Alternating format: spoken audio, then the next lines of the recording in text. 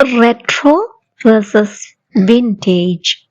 Retro பழைய பாணியில் உருவாக்கப்பட்ட புதிய, அதாவது new in old style. This is an adjective. Vintage உண்மையில் பழைய மற்றும் மதிப்புள்ள, truly old, original and valuable. This also an adjective. இவற்றை வாக்கியங்களில் எவ்வாறு பயன்படுத்தலாம்னு பார்ப்போம். ஷீலா 70களின் பாணியில் வடிவமைக்கப்பட்ட புடவையை வாங்கினாள். Sheila bought a retro saree designed like the 70s style.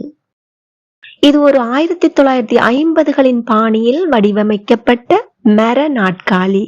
This is a retro wooden chair designed like 1950s style. இந்த புதிய டிஜிட்டல் கேமரா பழைய பாணியில் knobs and dials கொண்டிருக்கிறது. This new digital camera has a retro look with knobs and dials. அவள் தன் பாட்டியின் சேமிப்பில் இருந்த ஒரு பழைய விலை மதிப்புள்ள புடவையை அணிந்திருந்தாள். She wore a vintage saree from her grandma's collection. இது ஒரு 1940களில் தயாரிக்கப்பட்ட விலை மதிப்புள்ள மர நாற்காலி. This is a vintage wooden chair made in the 1940s. இது 1960களில் தயாரிக்கப்பட்ட விலை மதிப்புள்ள ஒரு ஃபில்ம் கேமரா.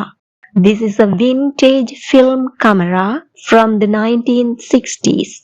இப்போ உங்களுக்கான வினாக்கள். என் மாமா இன்னும் ஒரு blank கருப்பு வெள்ளை டிவி வைத்திருக்கிறார். My uncle still has a blank black and white TV. அந்த புதிய flat TV ஒரு blank மரச்சட்டத்தில் வடிவமைக்கப்பட்டுள்ளது.